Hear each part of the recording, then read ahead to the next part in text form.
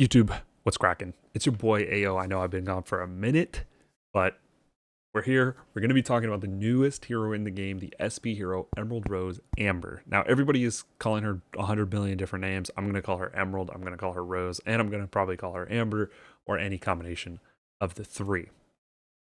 Now, I've gotten so many messages from people being like, what are her skills actually doing? Is she bugged? This, that, and the third. What APC? Is she good? Should I get her? Blah, blah, blah. So I'm going to be covering all of that today in this video. We're going to be going over her skills. We've actually seen her, we've actually used her, so her skills make a lot of sense. I'll explain all of that. I'll go over her Hopeness lab, and then I'll go over some APCs that, for now, are showing pretty good effects with Rose. Now, she is a ranged general attributes hero, ranged meaning just basically damage dealer. The general attributes means that there could be a plethora of APCs where she's really good in, but it's very, very hard to test every combination of APC. So I'll give you guys the good ones so far, and this might change it. You know, if obviously there's a crazy, crazy APC that comes out, I'll try to update you guys with that as well. So let's just jump right into it. There's nothing special about any of these abilities, so I'm not even going to cover them. Her second ability, Tearing All Apart, it's combat skill, effective range of 5, 100% chance to launch 3 attacks.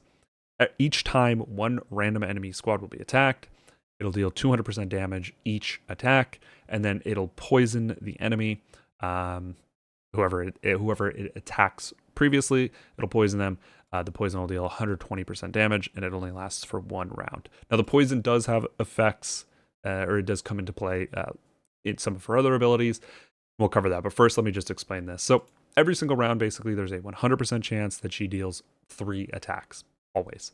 Now, it randomly selects which enemy squad is attacked. So it could be front, front, front, or it could be front, middle, back, or it could be middle, middle, back, or any combination of the 3. It's totally random. Now, from every single battle that I've seen, it doesn't look like the poison is stacks at all. It could, and it could just be, that the battle system, the actual watching a battle system is so trash. It's terrible right now because there's 100 billion different effects happening. So it could potentially stack, but it doesn't look like it is. And even if it is stacking, it's really not doing anything. So theoretically, you want, in the perfect scenario, to deal the most amount of damage. You want it every round to be attacking all 3. Is kind of like the best, because then everybody will be poisoned, and then the poison effect will take for all of the heroes, for all of the enemy squads. If you're attacking back, that's also good because you're dealing a lot of damage to generally somebody who's not as tanky, whereas the person in the front row is usually a tankier hero. So it doesn't really matter too much. There's not so much RNG on here, but just something to keep in mind. Now, her 5th ability, Watch Your Back, combat skill, effective range of 5. Mine's only leveled up to 4, so this is the effects, but we'll go into the upgrade preview. So there's a 100% chance to deal 380% damage to enemy squads subject to the poison status. So let's stop there and I'll explain this. At level 10, guaranteed, if an enemy squad is poisoned, this ability will attack them, basically. So this ability will deal 380% damage if you are poisoned. So again, in the scenario that front, middle, back is attacked by Tearing All Apart, her second ability, each one of those squads is then going to take an additional 380% damage, basically. If it's the scenario where it's front, front, front, they're only going to take 380% damage once, and then the other 2 squads are not going to take the damage. If it's middle, middle, back, middle is going to take it once, back is going to take it once. So that's why I said initially it's best, sort of, for it to, for Tearing All Apart to attack all 3 of the squads. So then this ability here can, work, basically. Now, whether or not this ability works on poison not dealt by Emerald Rose, whatever, Amber Rose, it's unclear. It probably does. So there are other poison heroes, I think actually Scorpion, and it's that season 4 hero. I forget his name, but Walker or something. It most likely does actually work with those heroes, so there is some synergy that can be done there. And there is synergy that I'll show you guys later in some of the APCs with kind of the poison and the damage over time statuses. Now, additionally, it reduces healing effect by 65% and their skill damage by 30%. And this lasts for 1 round, which is good because it happens basically every single round. So this is a really, really effective skill. It is kind of predicated based on who gets attacked by tearing all apart, because tearing all apart is the one that poisons. Watch your back works based off of the poison. So hopefully that makes sense. I've seen so many people kind of confused about this. The writing is like awful, but that's per usual. She gets HP for some reason and not might, whatever. HP is never a bad stat. And then her 8th ability here is pretty cool. So it's a prep skill, meaning it happens in round 0, essentially, Art Companion. The hero squad will not launch normal attacks, period. Skill damage is increased by 20%, period. The hero squad gains the adventurous effect each round. It doesn't really matter, but okay. So every time it receives damage, whether that's an auto attack, a skill, a damage over time, a poison, a curse, a burn, whatever, the evasion rate is increased by 15%, and her skill damage is increased by 10%. And this lasts once because this lasts for 1 round because for whatever reason, every round she then gains a new version of the effect, basically.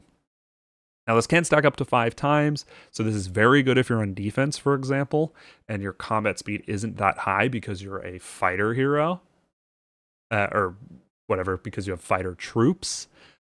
Meaning, generally, if you're on defense in the back row with fighter troops, you're usually going to go last if stats and everything else, is equalized.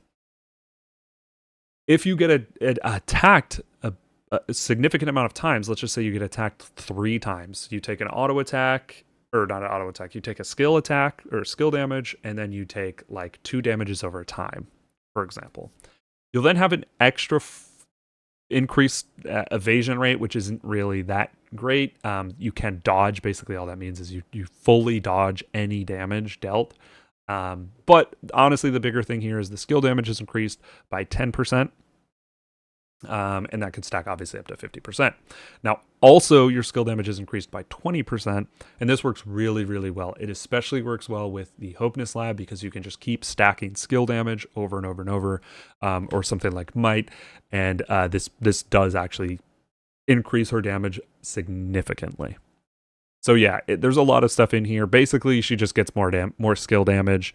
She has a chance of dodging if she gets hit. Then there's a 15% chance of dodging. If she gets hit twice, she'll now have a 30% on the 3rd attack, and so on and so forth. So this is actually quite a good skill, depending on kind of how you play it. If you have vehicle troops, for example, and you're attacking, this really won't have much effect in terms of the skill damage stacking here for the adventurous effect, but the evasion rate will still have some effect. And if you watch battle reports of Rose, she will be evading fairly regularly, a couple times a battle.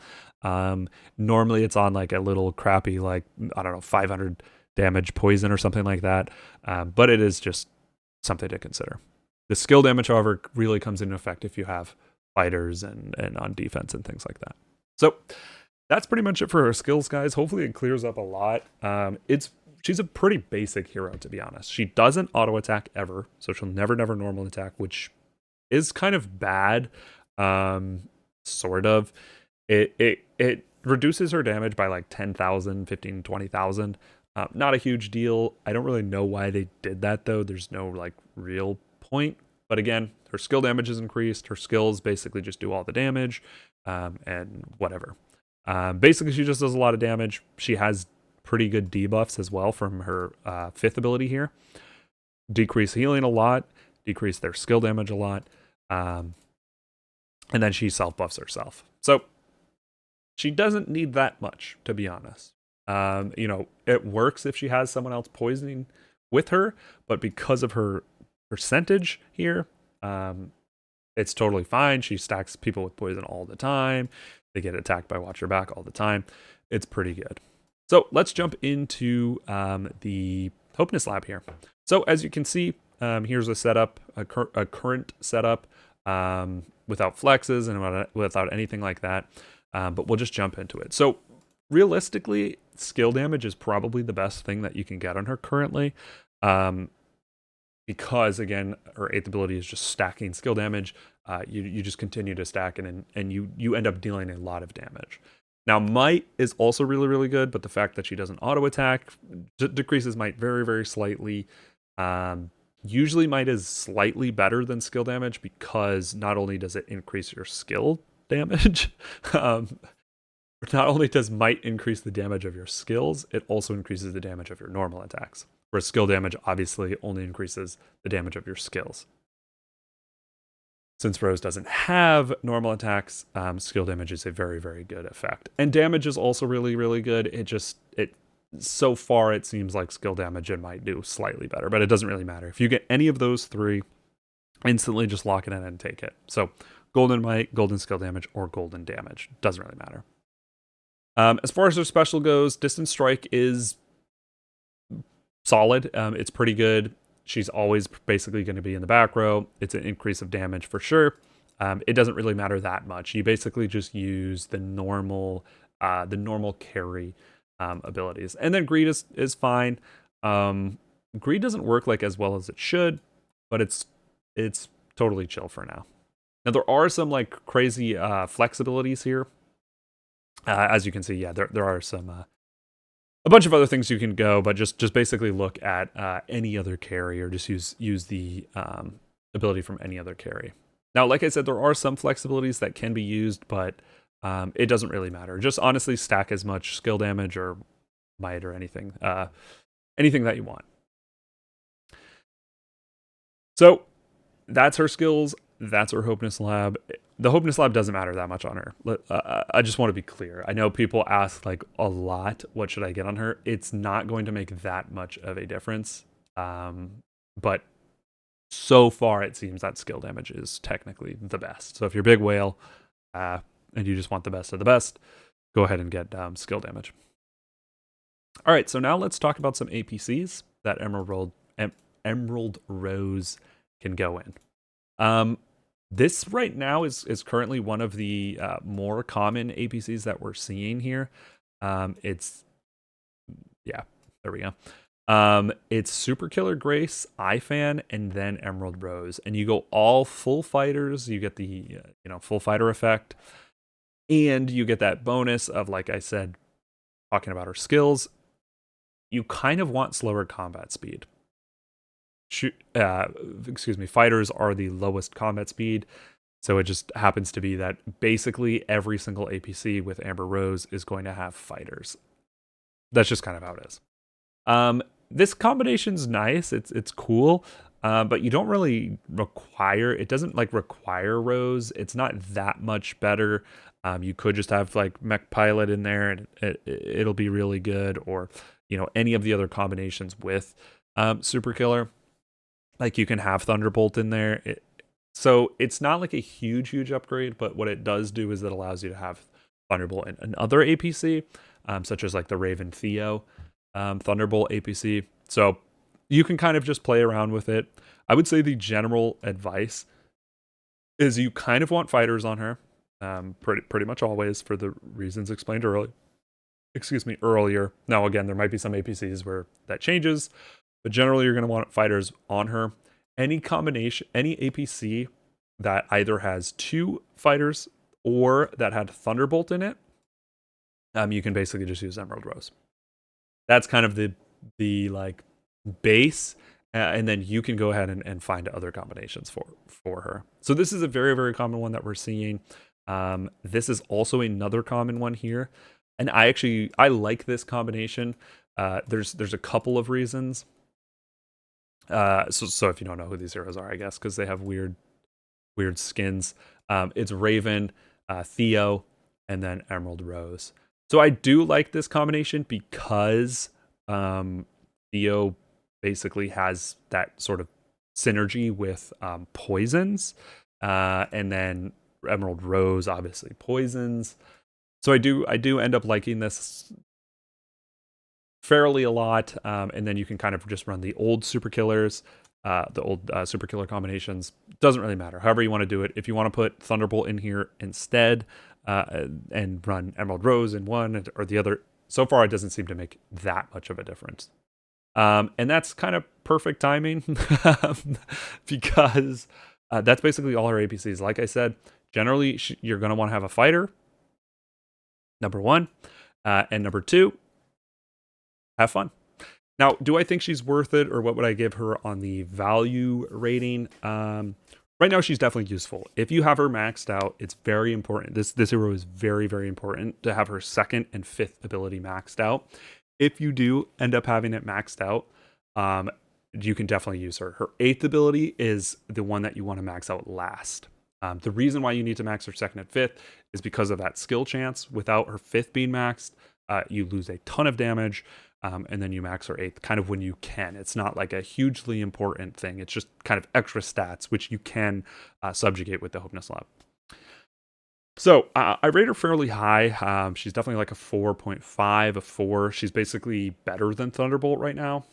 Just in general, better than Thunderbolt. Thunderbolt right now is a really, really, really strong hero. My hair back there is kind of going crazy. So yeah, I would rate her probably a 4.5. Do I think she's worth it to get? Well, she is expensive. She's an SP hero. She's not going to take your base from like here to here. So worth it for most people, I would probably say no. Yeah, that's just kind of the way it is. Again, take worth it and take like money in your own situation. I would not go for her personally. On my base with my money, I would much rather get like, I don't know, other upgrades other places, like more USB or something like that. So that's going to do it, guys, for the Emerald Rose Amber stuff. Hopefully I've cleared up a lot of things. Like I said, I've been gone for about a month from videos, and within that time I've had so many questions about her. So I try to do my best to be as thorough as possible with this hero. I will be posting more videos, guys. I'm back and ready. So let me know what you want to see first. I have a bunch of things that I want to cover, but let me know what you guys want to see first in the comments down below, and I'll try to get that out as soon as possible. All right, guys. Thank you so much for watching. Take it easy. If you have some APCs that you know have seen good success, I am sort of able to test with her. Not great, because obviously she's not maxed, but I'll try to do my best, or at least theorize about the APCs. Anyway, guys, that's gonna do it for me. Take it easy. Love y'all. Peace.